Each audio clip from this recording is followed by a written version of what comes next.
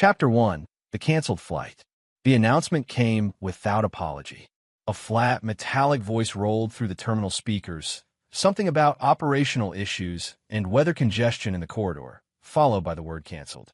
Keith Rice didn't react at first. He sat in the molded plastic chair at gate 47, boarding pass folded neatly between his fingers, carry on a line square with his feet. Around him, irritation bloomed loudly. Phones lifted, voices sharpened, someone swore under their breath. Keith stayed still, eyes fixed on the darkened window, where the reflection of the terminal lights trembled faintly. Cancelled. Not delayed. Not pushed back an hour. Cancelled. He checked his watch. 9:38 p.m.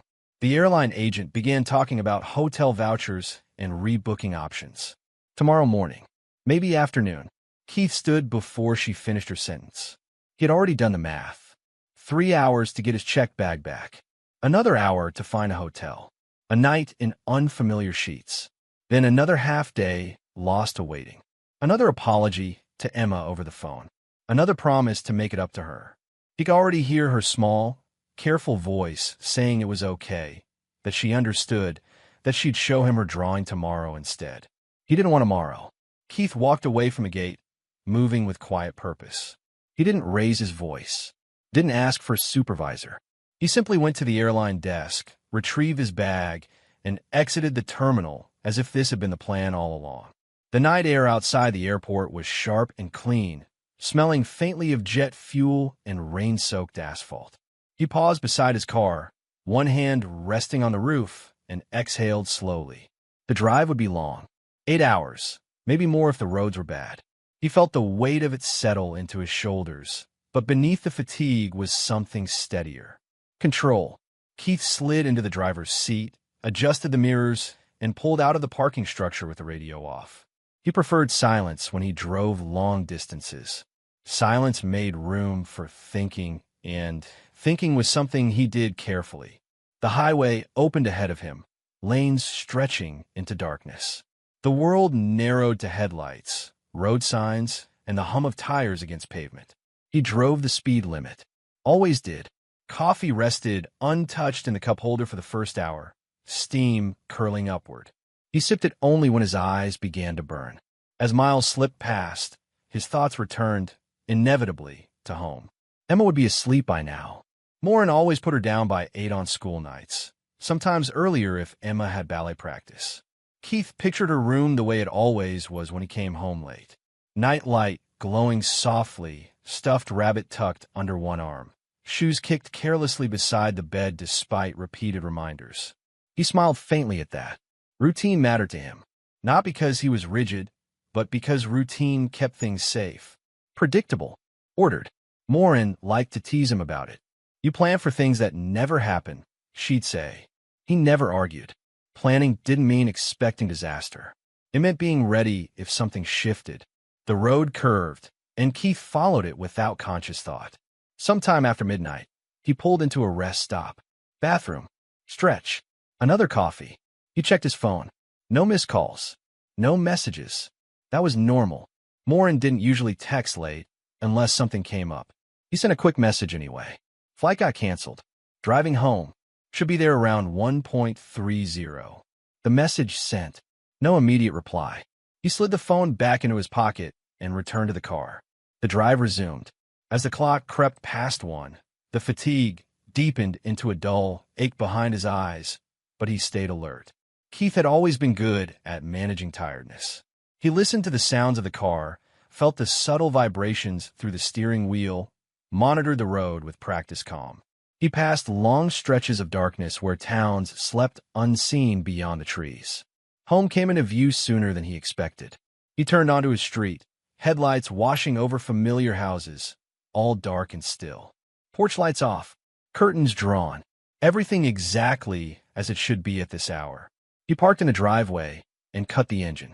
For a moment, he stayed seated, hands resting on his thighs, listening to the engine tick as it cooled. The house stood quiet before him. No lights on inside. Good. That meant Morin and Emma were asleep. He gathered his bag and stepped out into the night. The front door opened easily. Keith slipped inside and locked it behind him, the soft click sounding louder than it should have. The house smelled the same, as always, clean laundry, lemon cleaner, something faintly sweet from the candle Morin liked to burn in the evenings. He set his bag down by the stairs and moved through the living room without turning on a light. His feet knew the floor by memory. He paused briefly at the kitchen doorway, noting the counter was clean, dishes put away, the small magnet on the fridge holding up Emma's latest drawing of a crooked sun and 3 stick figures holding hands. He climbed the stairs quietly. At the top, he hesitated. It wasn't a thought yet, more like a sensation, a subtle misalignment, the way a picture frame looked when it had been shifted a fraction of an inch.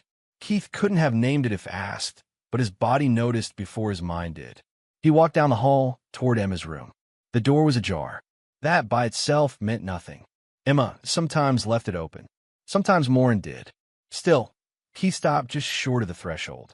The night light inside cast a soft glow across the carpet. He stepped forward. The bed was neatly made. No rumpled blankets. No small shape beneath them. No stuffed rabbit tucked under an arm. Keith stood very still. The quiet of the house pressed in around him, heavier now, different than it had been moments before. Something was wrong, and that was where the night truly began. Chapter 2, The Empty Room. Keith stood in the doorway longer than he meant to. Emma's room looked paused rather than lived in, as if someone had pressed a button and stepped away. The night light glowed amber against the wall, illuminating the tidy spread of her blanket, corners tucked with Morin's precise hands. Keith crossed the room slowly, his steps careful, as though noise might disturb something fragile. He placed 2 fingers on the bedspread. Cold. He lifted the blanket anyway, then the sheet beneath it, performing the motion with deliberate calm, even as his chest tightened. Nothing. No warmth. No small, sleeping weight. His eyes moved next, trained, systematic. Backpack hooked by the door. Empty. Shoes usually kicked beneath the desk. Gone. The pink sneakers Emma insisted were faster than any other shoes she owned were not there. Neither were the rain boots she wore even when it wasn't raining. Keith straightened. This wasn't a late-night bathroom trip. This wasn't a nightmare, sending her padding down the hall to climb into her parents' bed. This was absence. He backed out of the room and closed the door gently, as if Emma might be asleep somewhere else, and he didn't want to wake her. The thought felt absurd even as it formed. Morin, he called softly. No answer. He walked down the hall toward the master bedroom. The door was closed. He knocked once, then opened it. Morin lay on her side, facing away from him, hair spread across the pillow. She stirred as the light from the hallway cut across the room. "What time is it?" she murmured. "I'm home," Keith said. She rolled on her back, blinking. "I thought you weren't getting in until tomorrow." Flight was canceled. She nodded once, eyes already drifting shut again. "Okay, where's Emma?" The question landed heavier than he intended. Morin's eyes opened fully this time. "She's at Grandma's," she said. The words came too quickly. "I told you." Keith waited. "When?" "I texted you," Morin added. "This afternoon." "I didn't get a text." She sighed, pushing herself upright. "Keith, I sent it. You must have missed it." "I checked," he said evenly. "There's nothing there." Morin reached for her phone on the nightstand, tapping the screen with quick, irritated motions. "I don't know what to tell you. I sent it." "What time did you send her?" "After dinner. Around 7. "Why?" "Because she wanted to go," Morin said, a note of defensiveness creeping in. "She's been asking all week. Mom wanted to see her." Keith nodded once, slowly. "And you didn't think to call me?" "I did text you." He didn't raise his voice. He never did when he was trying to understand something. "We don't send her out on school nights without talking first."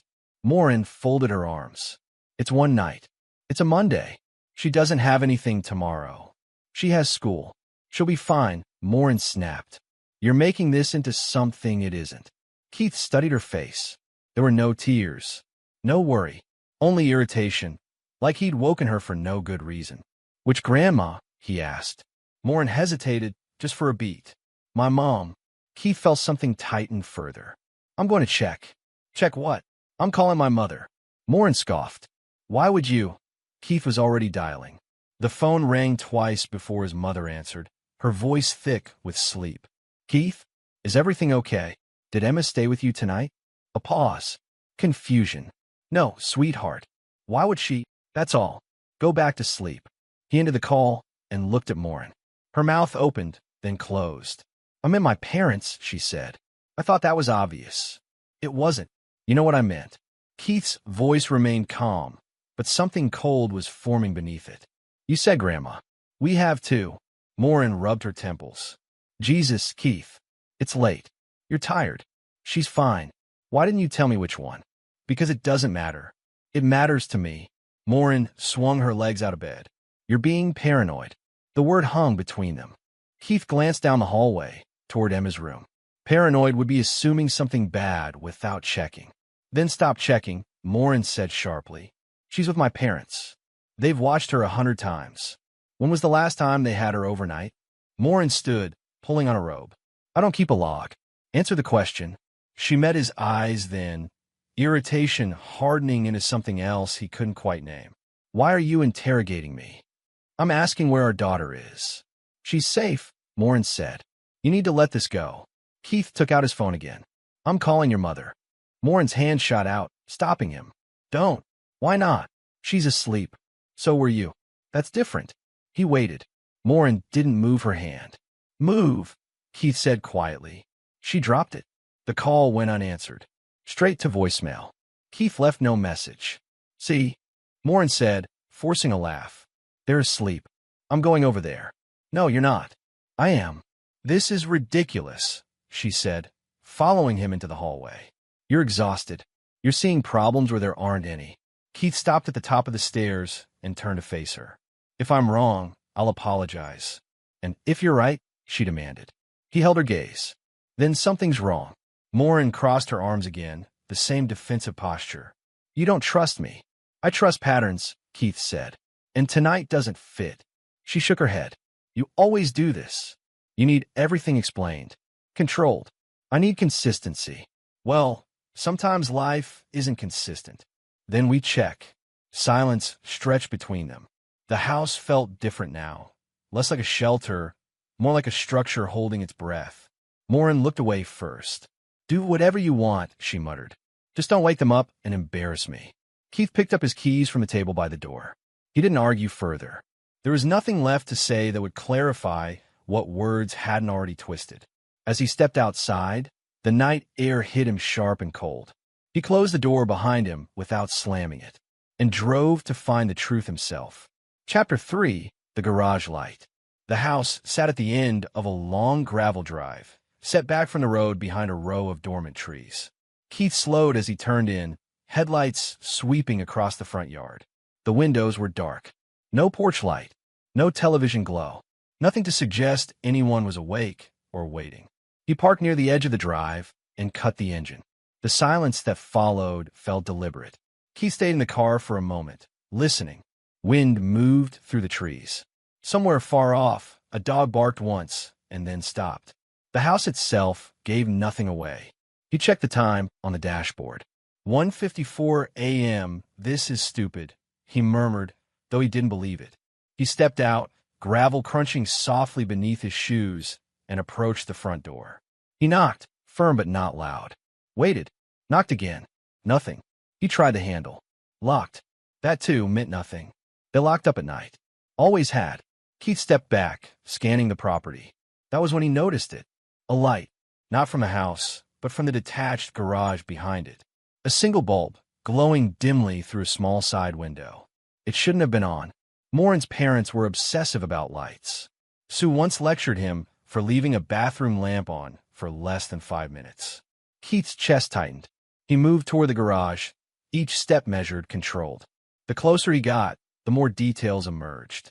The faint hum of electricity, the thin line of light beneath the door. The rest of the yard lay in shadow. Emma, he called softly.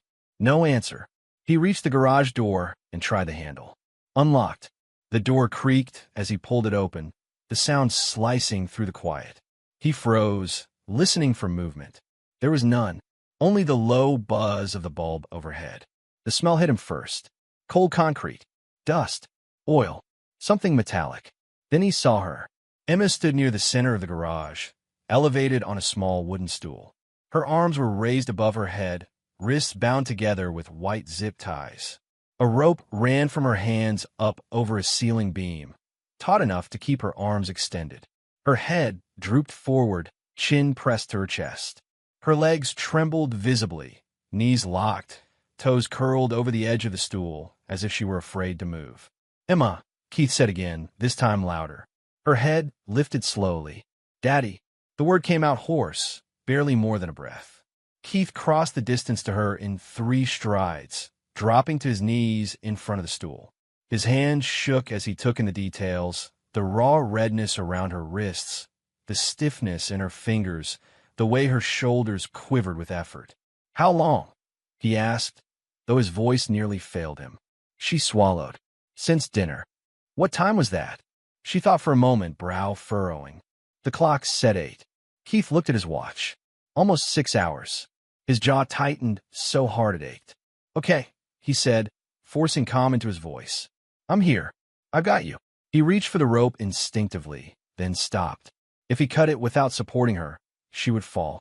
He shifted closer, bracing his shoulder against her legs, one arm wrapping around her waist. "I'm going to cut you down," he said. "You might feel dizzy. Just hold on to me, okay?" She nodded weakly. Keith pulled his pocket knife free with his other hand. The blade snapped open with a soft click that sounded too loud in the small space. He sliced through the rope above her hands. The tension released instantly. Emma's knees buckled. Keith caught her full weight as she collapsed against him, the stool clattering backward across the concrete. He lowered them both to the floor, cradling her carefully, shielding her head with one hand as they went down.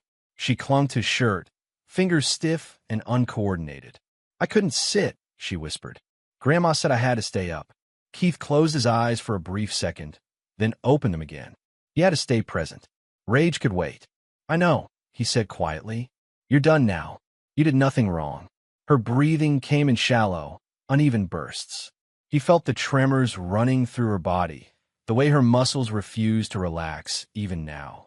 He worked quickly, cutting through the zip ties at her wrists. The plastic snapped away, leaving angry red impressions behind. Emma hissed softly as sensation rushed back into her hands. "Easy," he murmured. "I've got you." He wrapped his jacket around her shoulders, pulling her close, pressing her against his chest. She smelled like dust and sweat and fear. He rocked her gently, not caring if anyone heard, not caring about anything beyond the small, shaking body in his arms. "Did they leave you alone?" he asked. She nodded. "They said it was punishment." "For what?" "For talking back." Keith's vision blurred for a moment. He blinked it away. "Did anyone check on you?" he asked. She shook her head. "Grandpa came in once. He told me not to cry." Keith drew in a slow, controlled breath through his nose. The garage seemed to shrink around them, every shadow sharp, every object suddenly hostile. "I'm taking you home," he said. "Right now." Emma nodded again, then sagged further into him as the adrenaline drained out of her. Her legs no longer held her. Keith adjusted his grip and lifted her carefully. She didn't protest. Her head rested against his shoulder, her arms limp now, exhaustion overtaking fear. As he turned toward the door, he took one last look at the garage, the rope still hanging from the beam, the overturned stool, the quiet bulb casting its indifferent light. There was no misunderstanding left, no explanation that could make this anything other than what it was. And there was no going back from it. Chapter 4. Check Grandpa's car. Keith carried Emma out of the garage and into the cold night, every step deliberate. He adjusted his grip constantly, one arm under her knees, the other braced around her back, making sure her head stayed supported. She was lighter than she should have been. That thought lodged in him like a splinter. He reached his car and opened the passenger door, lowering her gently onto the seat. She winced as her legs straightened. "Easy," he murmured. "I've got you." He wrapped her in the blanket he kept in the trunk for emergencies, tucking it around her shoulders and feet. Her hands trembled as he guided the seatbelt across her, careful not to brush the red, swollen marks on her wrists. "Does anything hurt?" he asked. "My arms," she said softly, "and my legs feel funny." "That's okay," he said. "They will. You were standing a long time." She nodded, eyes half closed, breathing shallow but steadier now. Keith crouched beside her, keeping his voice calm, even as if they were just coming back from a late practice. "Emma," he said, "I need you to listen to me for a moment." She opened her eyes. "We're going home soon. But before we go, is there anything else I need to know?" She hesitated. Then she leaned forward slightly, as if the words were heavy. "Daddy," she whispered, "check Grandpa's car." Keith's muscles tightened. "What about it?" "Grandma put something in the trunk," Emma said. "A metal box. When, after dinner, she told Grandpa to move the car closer to the garage." Keith kept his face neutral. "What kind of box?" "Gray. Heavy." Emma swallowed. She said not to touch it. "Why are you telling me this now?" Emma's voice dropped further. "Because it has pictures." Keith felt the air leave his lungs. "Pictures of what?" he asked, though he already knew the answer before she spoke. "Of me." The word landed with quiet finality. Keith straightened slowly, one hand resting on the car door. For a moment, he couldn't move. His thoughts didn't race, they aligned. Clicked into place with terrible clarity. "You did the right thing telling me," he said finally. "I need you to stay right here. Lock the doors. Don't open them for anyone but me." She nodded, eyes wide now, fear sharpening again. "I'll be right back," he said. He closed the door gently and locked it, testing the handle once to be sure. Then he stood in the driveway, looking at the dark outline of the house, the garage behind it, the quiet that felt suddenly complicit. Grandpa's car sat near the side of the driveway, parked at an angle that suggested it had been moved recently. Keith approached it slowly, every sense alert. No lights flicked on. No doors opened.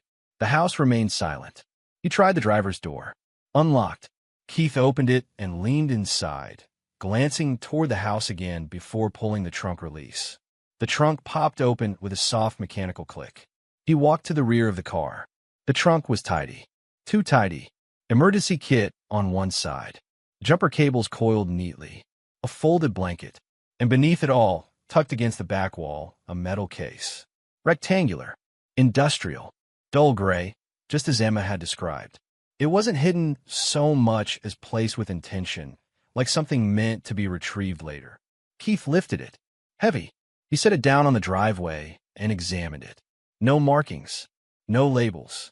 Just a solid latch and a small padlock. His jaw clenched. He returned to his car, retrieved his pocket knife, and knelt beside the case. The lock was cheap. It snapped open with minimal resistance. The lid creaked as he lifted it. Inside were rows of storage devices, SD cards carefully slotted into foam cutouts, each one labeled in black marker with dates and initials. Beneath them lay 2 external hard drives, wrapped in plastic. A stack of manila folders filled the remaining space, edges worn soft with handling. And on top, photographs. Printed, glossy. Keith didn't pick them up at first. He simply stared, his mind refusing to fully process what his eyes confirmed. The images were arranged deliberately, stacked and squared, as though someone had taken care to preserve them. He forced himself to look closer. He recognized Emma instantly, not by what was happening in the pictures, but by her hair, her clothing, the small bracelet she wore on her left wrist. His chest tightened painfully. The images were not chaotic or impulsive. They were framed, documented, repeated. The background changed. The dates on the SD cards suggested pattern and planning. This wasn't punishment. This was recording. Keith closed the lid halfway, then opened it again, methodically checking the contents. He flipped through the folders without fully reading them, just enough to register structure, lists, schedules, handwritten notes, in careful script. Names appeared more than once. Initials repeated across years. Years. His hands had stopped shaking. Something colder had taken over. He repacked the photographs carefully, placing them back exactly as he'd found them. He closed the lid and secured it, slipping the broken lock into his pocket. Then he stood, case in hand, and looked once more at the house. Everything he believed about this place, about Sunday dinners, forced smiles, casual trust, collapsed under the weight of the metal box in his grip. He carried the case back to his car, opened the trunk, and set it inside. He closed it gently, as if sound itself might alert the night. When he returned to the passenger door, Emma was watching him through the glass. You checked, she said. Yes, Keith replied. He opened the door and knelt beside her again. You were very brave. Her shoulders slumped slightly, relief mixing with exhaustion. Is it bad? Keith didn't lie. It's serious, he said. But it's not your fault. None of it. She nodded, leaning back into the seat. Keith closed the door and walked around to the driver's side. As he got in, he took one last look at the property, the dark windows, the quiet driveway, the garage light still glowing faintly in the distance. The night no longer felt confusing. It felt organized. And that was worse. Chapter 5, The House That Raised Them. Keith had one hand on the driver's door when he heard footsteps behind him. They were deliberate, unhurried, the sound of someone who believed he still had authority. Gravel crunched, slow and steady. You don't leave, Grandpa said. Not with my granddaughter. Keith turned. Grandpa stood near the rear of the car, robe belted tight, jaw set. He looked smaller in the open night than he ever had at the dinner table. But there was no confusion in his eyes, only anger sharpened by fear. She's my daughter, Keith replied. Grandpa scoffed. You married into this family. You don't get to rewrite it. Keith took a step to keep distance between them and the passenger door. Move away from the car. Open the trunk, Grandpa said. Now. Keith didn't move. Grandpa advanced, hand lifting as if to grab him. Keith reacted without thought, pivoting, catching the wrist, twisting just enough to redirect. Grandpa stumbled, surprise flashing across his face. He recovered fast, swinging clumsily. Keith blocked the blow, absorbing it on his forearm. Pain flared, then dulled. He stepped in close, shoulder driving into Grandpa's chest, forcing him back against the quarter panel. Metal dented softly. Stop, Keith said. Not loud. Certain. Grandpa strained, breath hitching. You think you're some hero? I think you don't touch her again. Keith released him and stepped back, hands open. Grandpa leaned on the car, gasping, pride wounded more than anything else. Get away from my family, Grandpa growled. Keith glanced toward the house. A porch light flicked on. Grandma stood in the doorway, silhouetted, robe hanging loose. She took in the scene, the men, the car, Emma watching from inside, and frowned as if annoyed by a mess left unattended. What is this? She asked. He's stealing, Grandpa said, taking things that aren't his. Grandma's eyes slid to Keith, then to the trunk. Something like recognition passed over her face. Oh, she said. Keith's voice was steady. You put the box in the car. Grandma descended the steps slowly. I told you not to open it, she said, as if he'd disobeyed a house rule. You tie my daughter up, Keith said. For hours. She was punished, Grandma replied. Children need consequences. Keith felt his pulse slow, sharpen, standing on a stool with her hands tied to the ceiling. Grandma shrugged. Morin stood longer. The name cut clean. Keith swallowed. You did this to her. Grandma met his gaze. She turned out fine. Did she? Keith asked. Grandpa straightened, finding his voice. This is family business. Family business doesn't involve ropes and cameras, Keith said. Grandma's expression tightened. You don't know what's in that case. I know enough, Keith said. And so does Morin. Grandma exhaled, a tired sound. Of course she knows. Keith closed his eyes for a brief moment. When he opened them, the night looked different, sharper edges, fewer illusions. How long? He asked. Since she was little, Grandma said. It's how we were raised.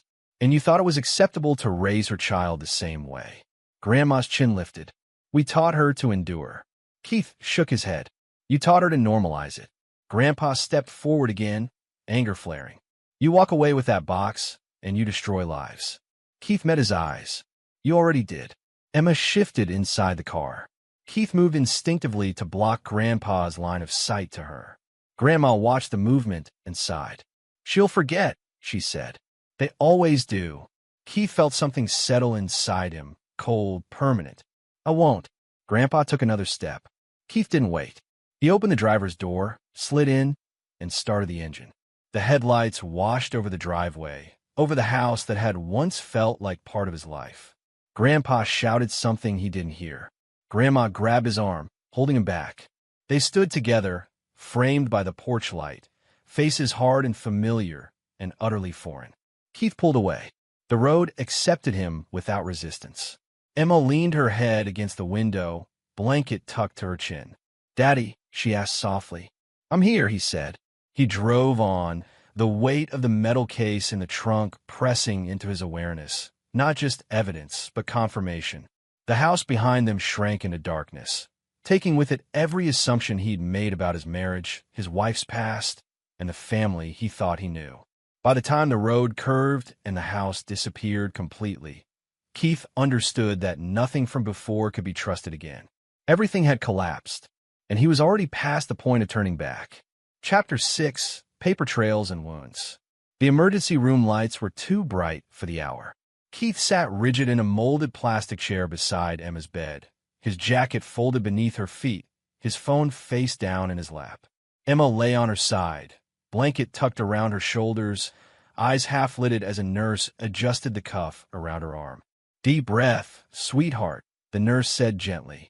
Emma obeyed. The cuff tightened. She winced but didn't cry. Keith watched everything. The way the nurse's smile never wavered, the careful distance in the doctor's posture, the notes written with measured neutrality. He recognized the tone immediately. Professional concern. Documentation mode. "How long was she restrained?" the doctor asked.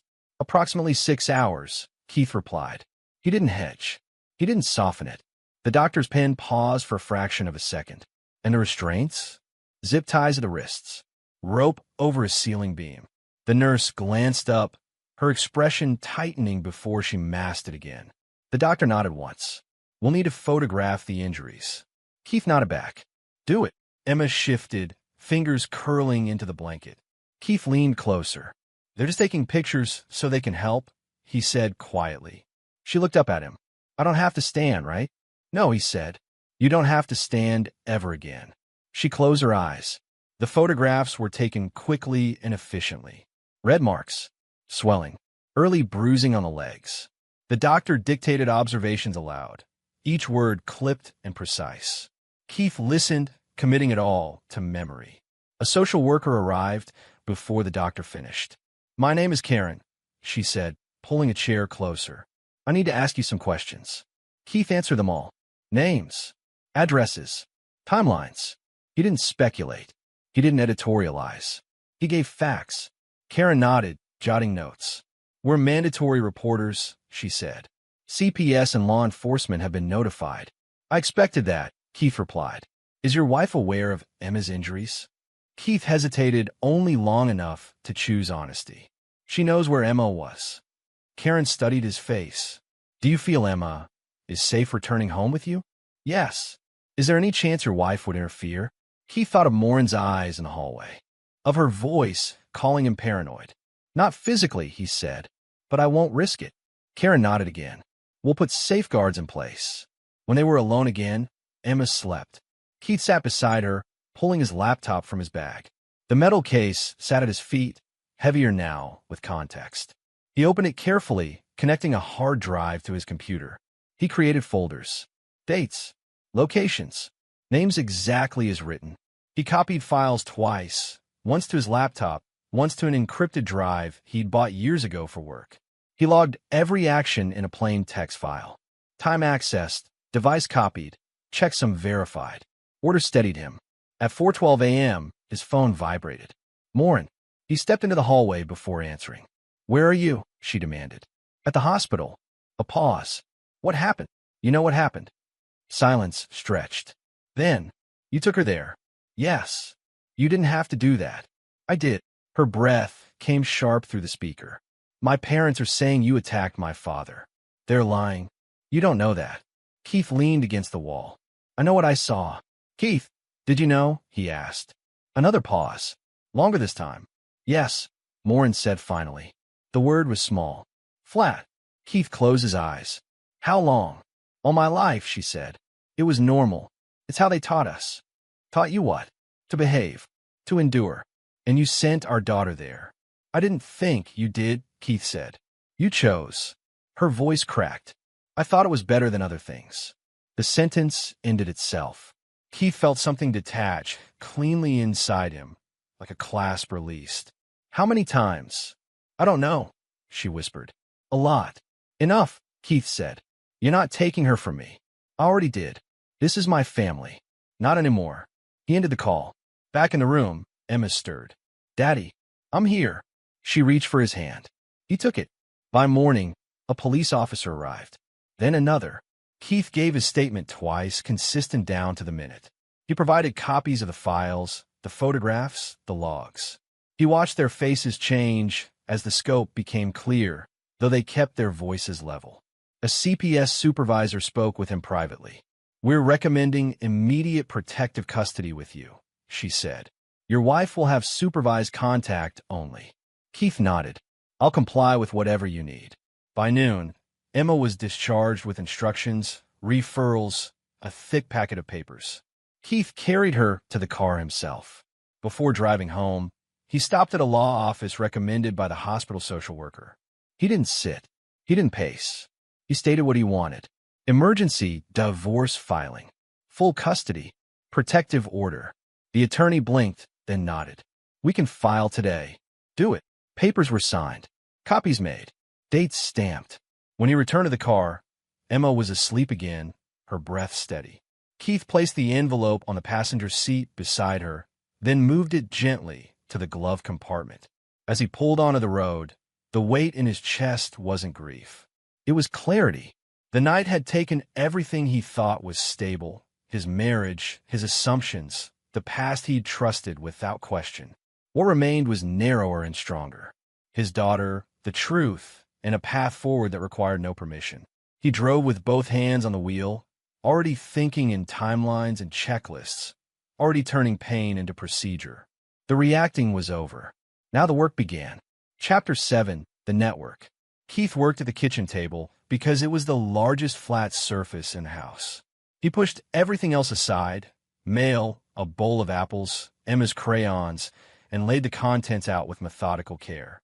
Laptop centered, 2 external drives to the left, the metal case to the right. A legal pad sat open at the top of the table, a pen placed precisely along its spine. It was still early morning, but sleep had been ruled out. Emma was with a therapist arranged through CPS, a short intake session meant only to establish safety. Keith had driven her there himself and waited until she disappeared down the hallway before leaving. When he returned home, the house felt hollowed out, as if it had lost a structural beam. Work steadied him. He started with the SD cards. Each one was labeled in the same hand, block letters, black marker. Dates first, then initials. Some had symbols he didn't recognize at first. A triangle, a slash, a small circle drawn after the letters. Keith photographed every label, logged them, then began indexing. He didn't open files yet. He mapped. Dates stretched backward far beyond Emma's birth. Years stacked on years. He drew a timeline, marking clusters where activity spiked, holidays, summers, long weekends. Patterns emerged quickly. He circled them, then added names as he found them in the documents. Names repeated, not just Morin's parents, not just one household. Addresses appeared in different towns, different states. Payments were recorded in careful columns, amounts too small to attract attention, too consistent to be casual. Venmo handles, cash notations, church donation envelopes repurposed as receipts. Church. Keith paused there, pen hovering. He scanned again, slower this time. Youth programs. A volunteer schedule. A name he recognized from Emma's soccer league appeared twice, once next to a date, once next to a set of initials he now associated with a different victim. His jaw tightened. He opened one folder labeled Simply Logs. Inside were spreadsheets printed and annotated by hand. Rotations. Availability. Notes like family in town or use garage. It wasn't chaotic. It was managed. This isn't a monster, Keith murmured to the empty room. It's an operation. He began opening files. He did it the way the doctor had instructed him at the hospital. Slow, with breaks, grounding himself in facts. The images were exactly what he feared and no worse than he expected, which somehow made it worse. There was no frenzy here, no lack of control. Everything was deliberate, repeated, recorded. He documented without commentary. File name, date, individuals present, location markers. He didn't assign motive. He didn't speculate. He built a ledger of truth. Hours passed unnoticed. By early afternoon, the network took shape. At least 12 perpetrators, possibly more, obscured behind initials and burner accounts. At least 19 victims, some appearing briefly, others over long stretches. The earliest dated back more than 20 years. 20. Keith leaned back, chair creaking. His eyes burned. He stood, stretched, then returned to the table and wrote one line at the top of a new page. This did not start with my family. His phone buzzed. Unknown number. He let it ring once, twice, then answered. Keith Rice. There was a pause on the other end. Breathing. Measured. My name is Kathleen Pike, a woman said. I think you have something that belongs to me. Keith's pulse quickened, but his voice stayed level. What makes you say that? I saw my name in a police report, she replied. They didn't know what it meant. I did. Keith glanced down at the list of victims. Kathleen Pike. The name was there, paired with dates from 15 years ago. How did you get this number? He asked. From a detective, she said. He told me you were the one who found it. Keith closed his eyes briefly. Are you safe right now? Yes, she said. I've been for a long time. But others weren't. Tell me what you know, Keith said. They spoke for nearly an hour. Kathleen's voice was steady, practiced. She didn't dramatize. She named places, people, routines. She described the same symbols Keith had circled on his pad, the same scheduling rhythms. She spoke of silence taught early, of trust weaponized. I kept a diary, she said near the end. I didn't know why at the time. I just knew I needed to remember what they told me not to. Do you still have it? Keith asked. Yes. And you're willing to share it? There was another pause. With you, she said. Yes. They arranged a drop through counsel, no direct meeting. When the call ended, Keith sat still for a long time, listening to the quiet house. By evening, the diary arrived as scanned files, accompanied by photographs Kathleen had kept hidden for years. Keith integrated them carefully, cross-referencing dates. Every entry corroborated something he'd already found. The scope widened again. This wasn't just family violence. This wasn't even just a group of offenders. It was infrastructure. Keith updated his summary document, the language stripped of emotion. Findings indicate an organized, multi-location abuse network operating for over 2 decades, involving trusted community figures and systematic documentation. He read the sentence twice, then saved it. When Emma returned home that night, tired and quiet, Keith closed the laptop and put everything away. He made her soup. He sat with her while she ate. He listened when she talked about the therapist's office and the plant by the window and how the chair squeaked. Later, after she slept, he returned to the table. The house no longer felt hollow. It felt charged. What had begun as a single lie had unfolded into something vast and deeply rooted. Keith looked at the names, the dates, the connections drawn in ink and data. This wasn't about one child. It never had been. And now that he could see the whole shape of it, he understood something else just as clearly. It would not fall on its own. Chapter 8. Pressure and Collapse. Keith didn't act impulsively. He had learned long ago that control was power, and the network he had uncovered thrived on secrecy, trust, and fear. He needed neither weapons nor authority. He had patience, planning, and leverage. It began small. A brown envelope slipped under a door. Inside, a single printed photograph of one of the abusers, time-stamped and annotated. No signature, no explanation, only the image. He watched the ripple effect carefully. Weeks later, another envelope arrived at a different house, a printed schedule, incomplete but enough to unsettle. A car parked too long in a driveway, a phone call tracing back to no one in particular. Messages designed to imply observation. Keith kept meticulous records. Every envelope, every photograph, every digital breadcrumb. He logged dates, times, reactions noted in public. Cars moved suddenly, lights flicked on earlier than usual, doors checked repeatedly. He called it psychological leverage, and it worked with precision. One morning, he received a call from an unknown number. "You're playing a dangerous game," said a voice, low and tense. Keith's voice was calm. "I'm aware. You have no idea who you're dealing with. Try me. A pause, then the sound of a gun cocking. Keith's heart rate ticked upward briefly, but he didn't move. If that's your decision, make it count. The line went dead. He traced it as far as he could, careful not to reveal his position. The voice would think him powerless. That was part of the plan. Across town, rumors began to appear in conversations between abusers. Someone had seen documents. Someone heard a confession. They checked each other, looking for errors, for leaks. Keith had no need to confront them directly. Their own paranoia was dismantling the network. He watched one member, a man deeply embedded in local youth sports, flip entirely. He moved his children, suddenly canceled practices, and then disappeared for days. His absence wasn't publicized, but the ripple was enough to frighten others who depended on schedules and coordination. Keith adjusted his approach constantly, based on their reactions. Too aggressive, and the network might retaliate. Too slow, and they would bury evidence.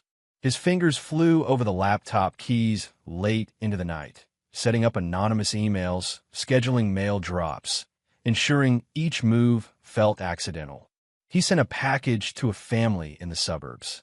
A series of printouts showing dates, names, and initials, carefully arranged to imply someone was tracking the network from inside.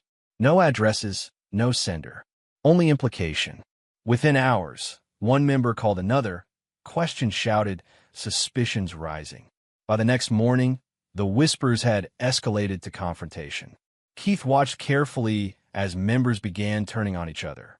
Accusations arose over small errors.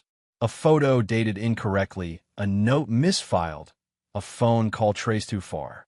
Their internal cohesion eroded rapidly. It wasn't instantaneous, but it was inevitable. Panic became a tool as effective as a weapon. Fear was a lever, and Keith pulled it patiently. He recorded every instance, cataloging reactions, tracing the breakdowns like a scientist observing a chain reaction.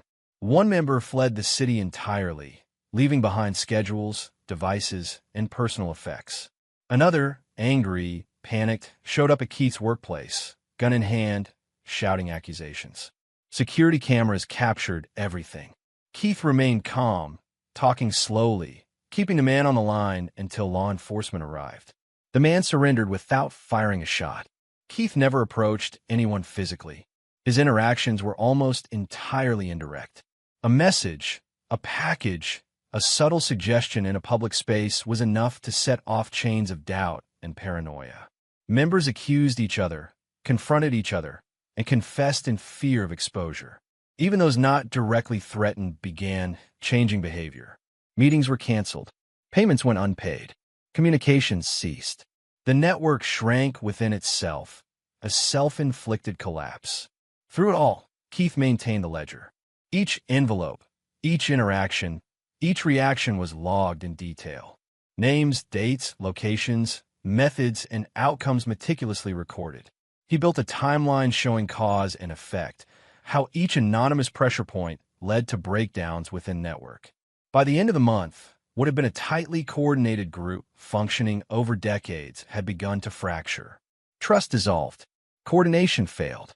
Individuals became isolated and paranoid. The psychological dominoes fell with frightening regularity. Keith knew that law enforcement had only begun to scratch the surface of what he had uncovered. But by destabilizing the network first, he ensured that evidence would be preserved, witnesses would emerge, and confessions would surface naturally. He sat back one night, laptop open, fingers tracing the lines he had drawn between people, dates, and actions. The names, initials, and locations formed a lattice of exposure. The network's collapse was evident. One house empty, one member hiding, another begging for legal counsel, another calling law enforcement under anonymous pretense. Keith's hands didn't shake. His face didn't betray the intensity of what he had orchestrated. Every move had been deliberate, every pressure point calculated. He felt satisfaction, but it was tempered by the knowledge that this was only the beginning. He thought of Emma, asleep in her room, safe for now. She had no idea of the scale, of the meticulous unraveling he was controlling from behind the scenes. She didn't need to. His job was to protect, to dismantle, and to preserve evidence for those who could prosecute. Even subtle victories, emails unanswered, phones dropped, schedules misfiled, felt significant. The network could no longer operate as it had. Suspicion had become the binding agent between them, stronger than any loyalty they once felt. Keith prepared for the next steps methodically. Each package, each email, each indirect confrontation was mapped in a schedule. He calculated timing down to the hour, ensuring every move would maximize pressure without triggering outright violence against his daughter or himself. By the time the sun rose, the network was a fractured shell of itself. Members no longer coordinated, no longer trusted. Confessions had begun to surface indirectly. Neighbors had overheard arguments, coworkers had reported sudden disappearances, and phone calls suggested admissions made under duress. Keith allowed himself a brief pause. He leaned back in his chair, reviewing his notes. Every domino had fallen exactly as he had planned. The chaos he had sown was silent, almost invisible to outsiders, but complete. He didn't celebrate. There was no room for celebration. The work was not finished, but the critical first step, turning fear and precision into an instrument of collapse, had succeeded. He glanced toward Emma's room. The quiet was a fragile shield against the darkness of what he was dismantling. Keith understood the gravity. This network could have gone unnoticed forever if not for his intervention. And even now, the consequences would ripple far beyond what he could predict. He returned to the ledger, adding one final note for the night. Network destabilized. Confessions emerging. One member fled. One armed threat neutralized. Paranoia achieved. Operational collapse underway. Keith closed the laptop. The night outside was still, the house settled. But the world he had shaken was shifting. And in the quiet, he allowed himself one thought. Control, patience, precision, justice could be surgical if wielded correctly. The network was crumbling, and he had done it without firing a shot. The ripple effect had begun. Confessions, whispers, paranoia. The structure of decades was unraveling. And that was enough to ensure that the law, when it intervened, would arrive at a foundation already cracking. Chapter 9, The Reckoning. Keith didn't sleep the night he made the call. Not because of fear, not because of uncertainty, but because he needed to make sure every piece of evidence, every file, every photograph and document was accounted for. The metal case sat open on the kitchen table, its contents meticulously organized, double-checked, cross-referenced against his digital ledger. Every SD card labeled. Every hard drive verified with checksums. Every folder numbered and logged. By dawn, he was ready. The call to the FBI was precise. Special Agent Harris? Keith's voice was calm, controlled. I have material evidence of a multi-state child abuse network. Organized. Systematic. Immediate intervention required. There was a pause. Then, a voice, clipped and professional. Mr. Rice, we'll need specifics. Location, contents, chain of custody. Keith outlined everything. Locations of the original materials, dates, names, connections. He explained the steps he had taken to preserve the evidence, including the copies he had maintained in encrypted storage. He described the psychological destabilization he had orchestrated against the network, ensuring its members could no longer hide or coordinate. Understand your methods, the agent said finally. Given the circumstances, we'll take custody. You'll need to come in and provide full testimony. And Mr. Rice, you'll need legal counsel. Keith paused only long enough to say, I'm aware. I consulted already. He arranged for the FBI to take possession the next morning.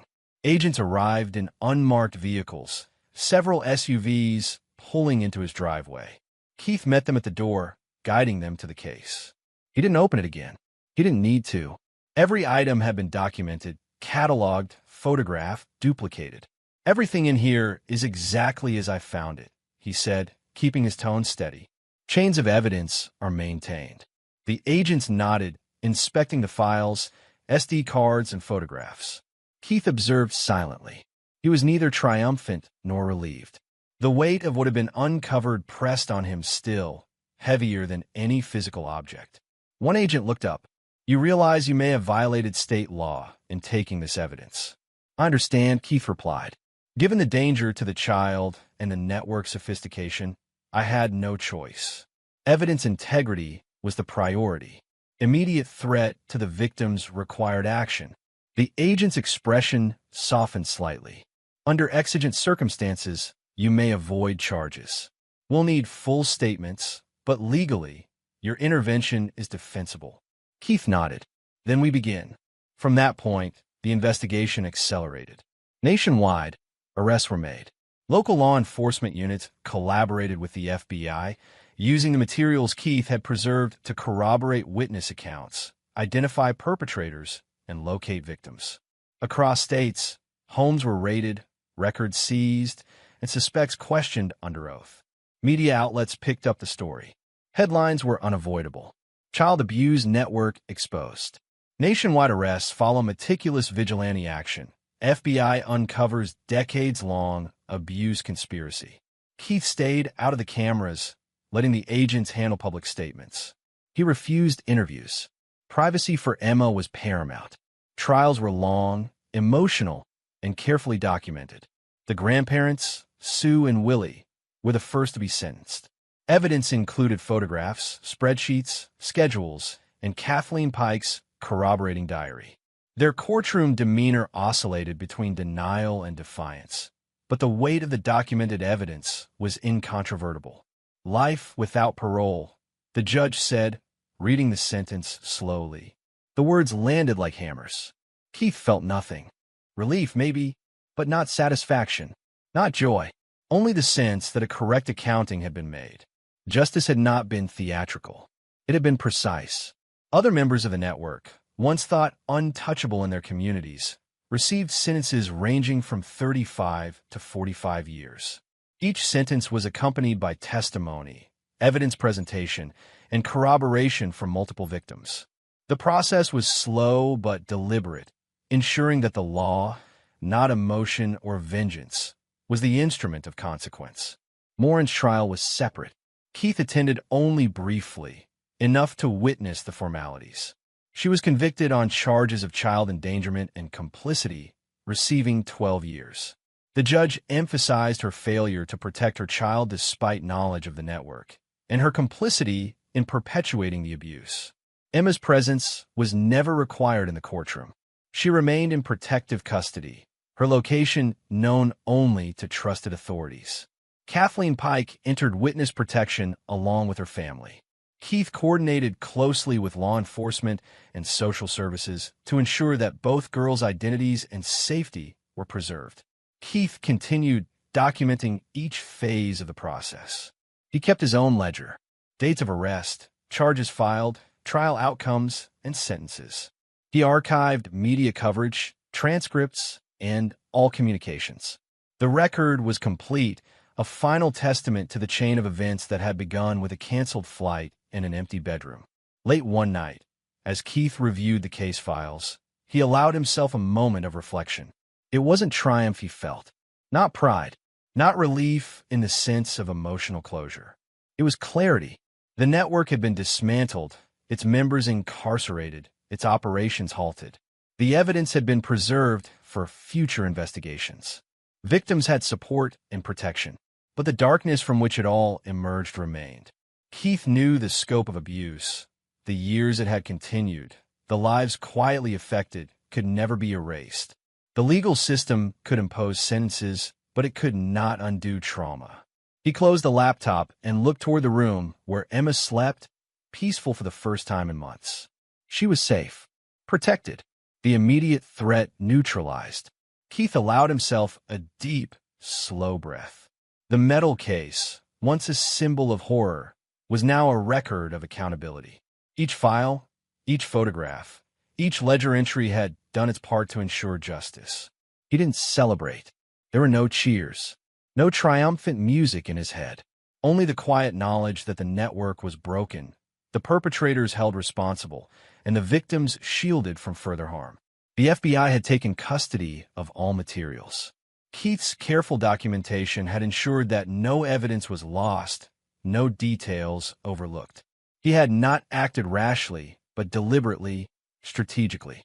Outside, the city slept, unaware of the intricate collapse of a 20-year conspiracy that had just concluded its first chapter of legal reckoning. Inside, Keith remained seated at the table, reviewing notes one last time. He made a final entry in his personal ledger. All core network members arrested. Materials handed to FBI. Victims in protective custody. Trials concluded. Sentences imposed. Legal resolution achieved. He closed the notebook and leaned back in his chair. The case was no longer his to manage. He had done his part, precise, controlled, and meticulous. The law would now carry the weight of consequence.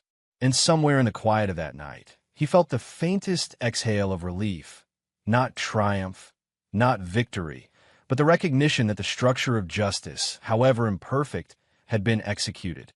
Emma and Kathleen were safe. The network was dismantled. The trials were complete.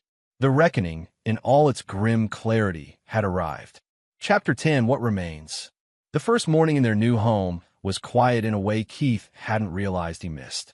The sun filtered through light gray curtains, falling across the hardwood floor in neat lines. Emma lay under her comforter, curled like a small bird, breathing evenly. Keith sat in the recliner nearby, coffee steaming in a chipped mug, his laptop open but untouched. For the first time in weeks, he felt no pressing obligation beyond watching her breathe. "Morning, Dad," Emma murmured, still half asleep. "Morning," Keith replied softly. "Sleep well?" She nodded. "The bed doesn't squeak like the old one." Keith smiled faintly. He reached out, brushing a loose strand of hair from her face. "Good. That's progress."